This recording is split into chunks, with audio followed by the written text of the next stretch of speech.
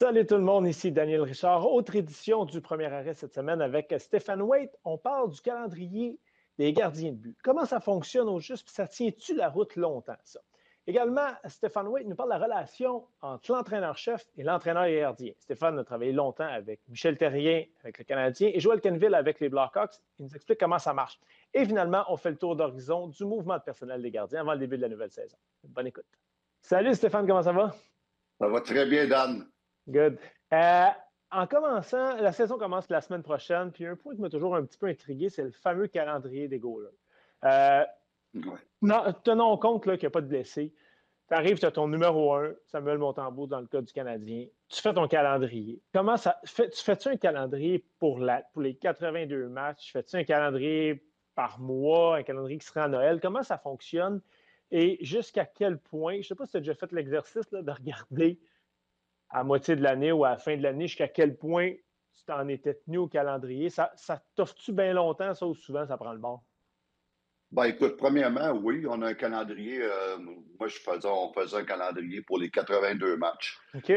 Et ça, c'est important pour moi parce qu'à un moment donné, si tu ne fais pas cet exercice-là, à un moment donné, tu te retrouves au mois de janvier, février, et sans vraiment t'en rendre compte, tu dis, oh my God, notre gardien de but numéro 1, on est en train de le surtaxer. Ouais. Et ça, à un moment donné, ça te rattrape tout le temps quand tu n'as pas un plan. C'est trop facile. Mes années à Chicago ou à Montréal, c'était trop facile de dire à tous les jours, ah, il va avec Crawford, ah, il va avec Price. Et l'entraîneur-chef veut gagner, C'est pas juste, tentant. il veut gagner tous les matchs. Et c'est certain, mais souvent, il oublie l'impact que ça peut faire à long terme de surtaxer ton gardien de but. Et ça, c'était ma job, moi, comme entraîneur des gardiens de but, d'essayer, puis je dis bien d'essayer de raisonner l'entraîneur-chef pour lui dire qu'à un moment donné, c'est trop, c'est trop. Ouais. On va payer le prix à un moment donné. Et pas juste ça, c'est que aussi notre numéro 2, il faut le garder ce qu'on dit sharp Ouais. en anglais. Il faut le garder prêt à n'importe quoi parce que ce gardien de but-là est important, est très important. Et si notre numéro 1 se blesse et lui n'est pas prêt parce que ça fait trois Ouais. semaines, ça fait 3 semaines qu'il n'a pas joué, on va payer le prix, ça et tout. Donc, oui, on avait un calendrier pour les gardiens de but. Et ce calendrier-là, j'y tenais à ce qu'on le respecte. OK. Tes goalers le savaient. Tes goalers le connaissent-tu, ce calendrier-là, ou tu leur en parles Non, pas? non, ils ne savent pas parce qu'on veut se garder, on ne veut pas se peinturer d'un coin. On Ouais. veut pas. S'il y a des choses, notre gardien va plus ou moins bien, ou c'est Ouais. une. On veut se garder l'option de mettre le gardien de but qu'on veut. Donc, le S'il gardien de but ne sait, sait pas. s'il sait qu'il était supposé de gauler, puis il gaule pas, ben là, tu viens en rajouter, tu viens dire, en gros, j'ai pas confiance en toi tant que ça. C'est un peu ça Oui, le message. ouais, exactement. Ou, en quelque part, ils ont une certaine préparation pour tel Ouais. match et puis ils ne jouent pas. Bon, donc, on les tient plus sur le qui-vive dans le sens qu'il faut qu'ils soient prêts pour tous les matchs. C'est certain qu'au début de chaque semaine, ils ont une très bonne idée. Je leur dis que OK. à moins, tout le temps, le terme anglais, subject to change. Euh, OK, ouais. Ça, c'était tout le temps subject to change, mais au début de chaque semaine, il savait si on jouait 3 matchs, il savait que tel jouait 2 matchs, puis l'autre en jouait une, puis c'était celui qui avait, c'était tel match. Ça, il savait. Mais pour revenir au fameux calendrier, ça fonctionne jusqu'à temps qu'un de tes gardiens de but est blessé Ouais, évidemment, ouais. ou jusqu'à temps qu'un de tes gardiens de but ne fait pas la job. Puis ça, c'est ta job, tout à m'amener de faire, OK, là, le calendrier, c'est bien beau, mais on s'en va dans le mur si je suis le calendrier. Ben, exactement. Et puis, dans une saison parfaite, parce que j'en ai eu des saisons parfaites où on l'a Mhm. suivi de A à Z, le calendrier, ça arrive. Et ça, là, ça veut dire que tu as été chanceux au niveau des blessures, puis tu as été Ouais. chanceux parce que les deux gardiens de but ont fait le travail. Et là, tu te retrouves en situation de série où ton gardien de but numéro 1 n'a pas été surtaxé. Ça, c'est une saison idéale. Et dans un meilleur des cas, mais tu veux que ta cédule soit respectée, on essayait plus ou moins donner plus ou moins 55 matchs au numéro 1 et plus ou moins OK. 25 matchs au numéro Ouais. 2. Et si on pouvait respecter cette cédule-là, on était content. Bien sûr, cette fameuse cédule-là que je préparais au début de la saison, je la présente au coach en chef. Mm-hmm. Et c'est lui qui a le dernier mot. C'est pas Tu l'entraîneur. tiens compte de quoi? C'était évidemment des 2 matchs en 2 soirs. J'imagine que dans ton calendrier, tu partages. Oui. Après ça, c'est le déplacement? Tu tiens-tu compte des adversaires? Tu sais, exemple, tu affrontes le Lightning dans ton calendrier. C'est-tu, dans le cas du Canadien, c'était-tu Price à chaque fois? Les games samedi soir à domicile, c'est Price qui goal. C'est ça, dans le fond, que tu tiens compte? Bon, on tient compte, oui, un petit peu, mais c'est pas. Tu sais, veut dire, le fait que je fais jouer Carey, c'est pas à Montréal. Si possible, c'était ça, parce que, écoute, les fans, ils veulent voir Carey. Mm-hmm. Mais c'était pas la chose qui fait décider, Tu ne parce que ressens pas une pression, toi, que tu n'as pas le choix de dire je n'ai pas le non, choix de la mettre. Là. Okay. non, on n'avait pas cette pression-là de dire qu'il faut absolument mettre Carey. C'est certain.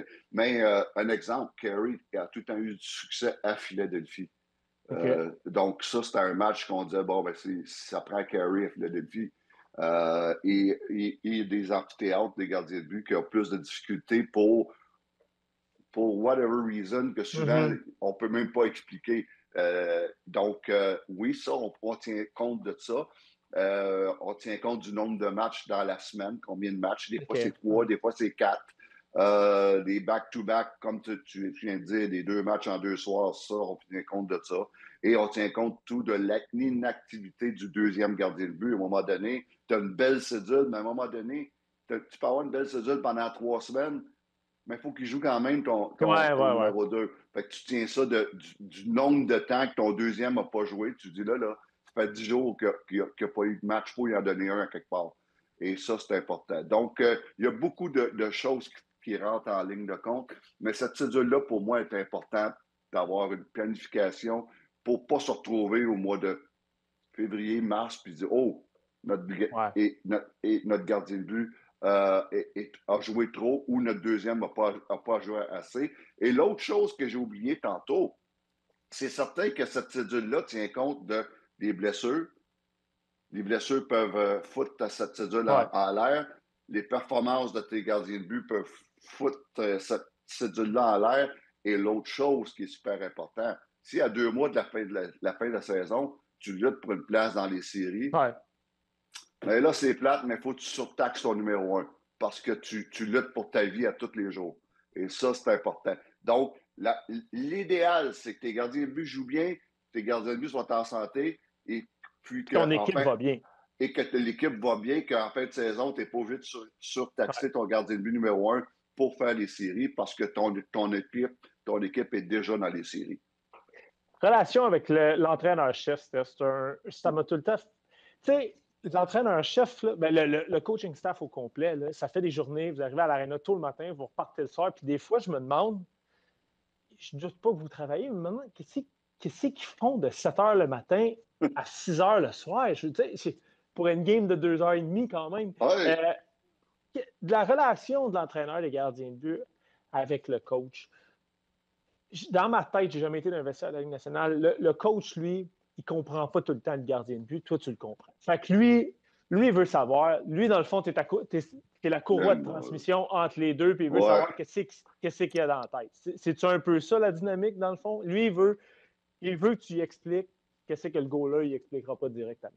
Exactement. Mais écoute, c'est certain que surtout avec Michel, il disait, moi, les goalers, c'est toi qui parles avec eux autres, c'est toi qui parles aux goalers. Puis je faisais tout le temps, j'étais dans le milieu comme tu as très bien expliqué. C'est certain que les head coachs, eux, ils ne prennent pas le temps d'analyser chaque but, compte. Ouais. Comment de fois que j'ai appris, puis j'ai ravalé mes paroles souvent, puis j'ai dit, OK, relax. Comment de fois que j'ai appris avec le temps de relaxer après un match parce que souvent les head coachs, après le match, le maudit gardien de but a encore donné 2 mauvais buts à soir.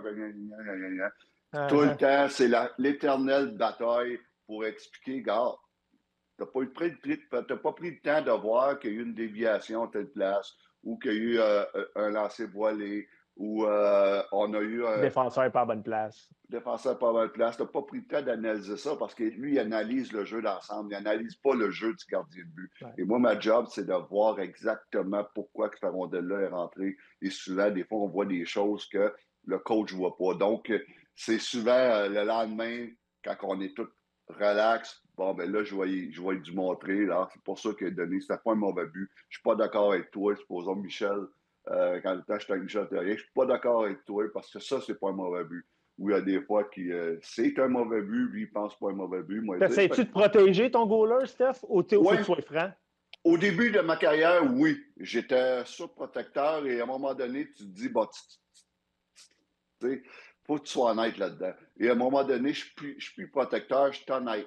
Et il y a des fois, moi, il dit, écoute, ça, c'est un mauvais but, ça, il devrait l'arrêter. Ou ça, c'est pas un mauvais but. Donc, j'essaie d'être honnête dans les conversations avec le coach en chef.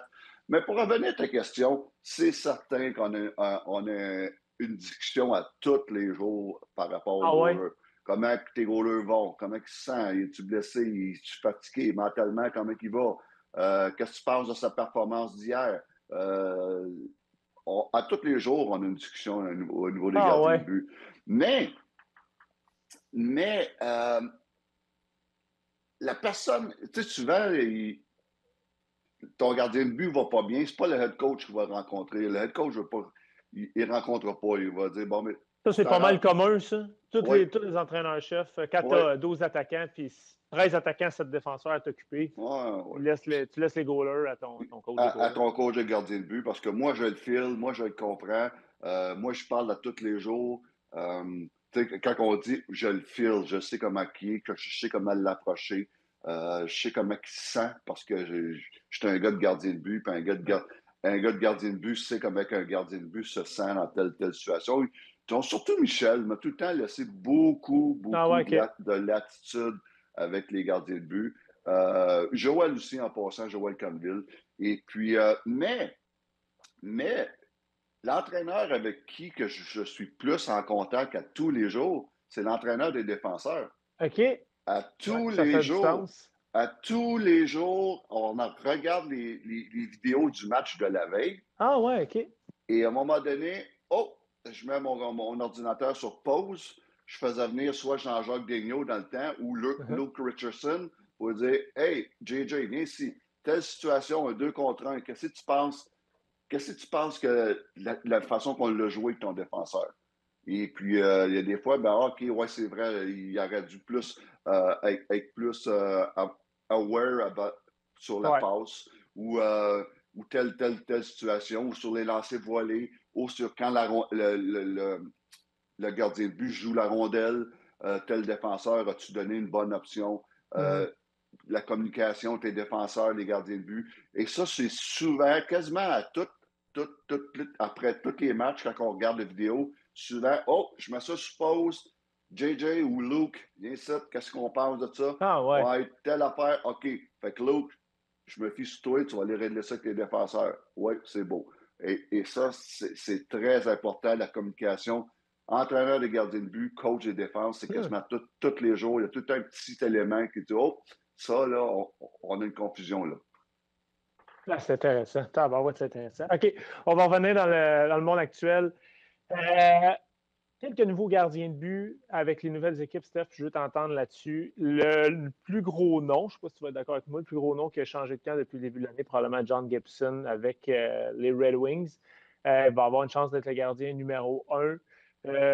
Tu le vois comment, ce goaler-là? Je ne pense pas qu'on peut parler que son prime est terminé, mais il y a eu des bonnes années quand les Ducks n'étaient pas prêts à gagner. Les Red Ouais. Wings, club un petit peu plus vieux, tu penses-tu qu'il peut les amener à revenir en série, en gros? C'est ça l'objectif là-bas. Ben, écoute, Détroit était très proche des séries l'année passée. Ouais. Très, très, très proche. Et ce qui a manqué, selon tout le monde, c'est pas un gros secret, c'est des performances constantes des gardiens de but l'année Ouais. passée.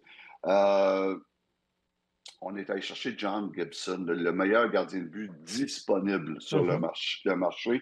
À 32 ans, il a encore des bonnes années avec lui. C'est pas un vieillard, c'est pas. À 32 ans, il a encore des bonnes années. Il reste 2 ans de contrat à 6,4. Donc, c'est une bonne acquisition. Et mais écoute, c'est le plus gros, la plus grosse C'est un vrai acquisition. numéro un.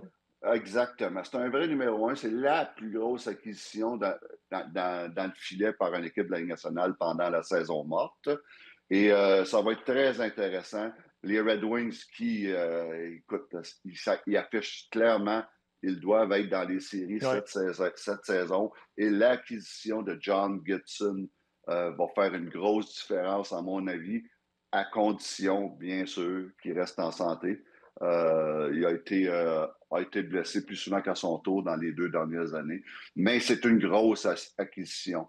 À part ça, ça a été tranquille. Non, Ouais. ça n'a pas été tranquille.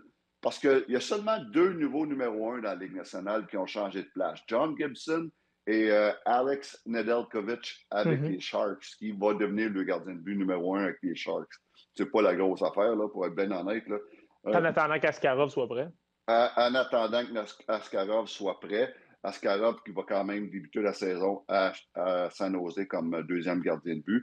Mais après ça, il y a eu 15 gardiens de but qui ont changé de place. Et ça, c'est tous des numéros 2. Mais on oublie souvent l'importance de ce fameux numéro 2-là. Et les principales qui ont changé de place, ben écoute, il y en a Akira Schmid qui va être Ouais. le deuxième gardien de but à Vegas. Je pense que c'est une bonne acquisition, surtout qu'il gagne un an en bas d'1 million de salaire, 875 000. Ça, c'est une bonne acquisition. Daniel Tarasov. J'ai tout Mm-hmm. aimé ce gardien de but-là. Un gardien de but format géant qui a été blessé souvent dans les dernières années, qui appartenait à Columbus, qui a joué à Columbus l'année passée. Mais il y a tellement de talent, il y a tellement de upside dans sa game. C'est un bon athlète. Il est 6 et 5 ou 6 et Ouais. 6. Un gros gardien de but. La Floride l'a signé 1 an à 1 million. J'ai hâte de le voir, lui, avec la Floride. Surtout jouer avec une bonne défensive. Ça, c'est une belle Ouais. acquisition. Anton Forsberg, que j'ai tout aimé comme deuxième gardien de but, l'ancien gardien de but numéro 2 des Sénateurs, Mm-hmm. qui va être le backup à Darcy Kemper à Los Angeles. Bonne acquisition. Dan Vladar à Philadelphie, Ouais. qui est deuxième, mais écoute, il peut être quasiment numéro 1 Ouais. parce que je ne suis pas fou de le numéro 1, qui est Samuel Larson. Ouais. Lui ici, une De la bonne misère l'année acquisition. passée. Exactement, une bonne acquisition, un contrat de 2 ans seulement. J'aime aussi l'acquisition j'avais ici Peter Mrazek avec les Mm-hmm. Le Ducks, vétéran. un vétéran qui va appuyer Lucas Dostal. Ça, c'est des bonnes acquisitions. Deux kids qui montent dans la Ligue américaine à la Ligue nationale. 2 bons joueurs, 2 bons gardiens de but. Hier, c'était difficile pour lui, mais Levi Marilainen avec Mm-hmm. Ottawa, c'est Ouais. un gardien de but de 23 ans qui a beaucoup de talent. Il était bon l'année passée quand on l'a rappelé. Il était très bon. Et je pense qu'il va faire tout un numéro 2 pour Linus Ullmark à Ouais. Ottawa. Et l'autre bon jeune qui monte, qui remplace un certain Marc-André Fleury à Minnesota, Jesper Wallstedt. Ouais. Jesper Wallstedt, un autre bon gardien de but de 22 ans qui voit une très belle avenir, qui va avoir sa chance en début de saison avec Minnesota. Et ça, c'est sans parler de, finalement, on va le monter pour de bon. Tu en as parlé tantôt, Askarov, Yaroslav Ouais. Askarov, le beau talent des San Jose Sharks qui va monter. Donc, beaucoup de mouvements dans la Ligue nationale au niveau des gardiens de but. Beaucoup de numéro 2. Et, je te le dis, Dan, si tu n'as pas un bon numéro 2, Surtout à Star, Steph, parce qu'on en parlait la semaine passée, des gardiens de but numéro 1 qui gagnent 66, 67 matchs par année. c'est trop. Il y en a, c'est trop. On le voit à Winnipeg. Et Ben, puis, c'est un gars dans le net, 35 matchs par année. Il faut qu'il soit du calibre de la Ligue nationale parce que 35 matchs par année, c'est plus que le tiers de ta saison. ouais, exact. Ça peut t'empêcher de faire des séries. Ben, un bon numéro 2 doit jouer entre 25 et 35 matchs par année. Okay? Un bon C'est numéro 2. beaucoup, là. Et C'est si un tu n'as pas, ligne. pas un bon numéro 2, tu ne fais pas les playoffs. Ouais. Tu fais pas, c'est aussi simple que ça. L'année passée, les gardiens de but qui ont joué 60 matchs et plus, André Vasilevski a eu des séries difficiles. Ouais. Le match a trop joué dans la saison. Connor Leboeck, 62 matchs amorcés, a eu des séries difficiles. C'est pas la première fois. Igor Shesterkin, 61 matchs amorcés, n'a même pas fait les playoffs. Peut-être qu'il a trop joué. Sorokin, 60 matchs amorcés, n'a pas fait les playoffs. Mm-hmm. Peut-être qu'il a trop joué. Sam Montembeault, 60 matchs, s'est blessé dans les séries. Peut-être, on ne saura jamais. Peut-être une accumulation de fatigue qui a amené une blessure. On ne saura jamais. Mais ça, c'est les 5 gars qui ont joué 60 matchs et plus en Ligue nationale. Et dans les séries, ça n'a pas été un Il n'y a succès. personne en demi-finale ou en finale de la Coupe Stanley là-dedans. Exactement. Donc, ça, c'est une bonne indication. En contrepartie, l'année passée, les bons numéro 2, Anthony Stolarz, qui Mm-hmm. était considéré comme numéro 2, a eu 34 départs, donc numéro 2, a eu toute une saison, 21 victoires, 8 défaites. Casey DeSmith, 27 Ouais. départs, 14 victoires, 8 défaites. Joel Hofer à Saint-Louis, À Saint-Louis, oui. 31 départs, 16 victoires, 8 défaites. Ça, c'est des... Calvin Pickard, on parle souvent contre Calvin Pickard l'année passée, 36 départs, 22 victoires, 10 défaites. Ça, là, c'est des numéros 2 là, qui t'ont emmené dans les séries, qui t'ont aidé à faire les séries. Ça, c'est des joueurs importants. Parfait, Steph. Écoute, Steph, toujours un plaisir. C'était vraiment intéressant encore une fois aujourd'hui. Puis la semaine prochaine, si la saison régulière n'a pas encore commencé, ça va vraiment être sur le bord. On va encore avoir beaucoup de matériel à discuter. Ah ben oui, c'est certain. On va pouvoir parler des équipes, des équipes qui ont des problèmes dans le filet, d'après moi, en partant de la saison, et Ouais. des équipes que la force est devant le filet. Donc, on va parler des meilleurs et des moins bons. Parfait, Steph. Passe une belle fin de semaine. Puis profite des séries du baseball. Je sais que tu es un gros fan de baseball aussi. Ça, c'est clair. On est plugué sur la télévision là-dessus. All right, Steph. Salut. Merci, Dan. Bye bye.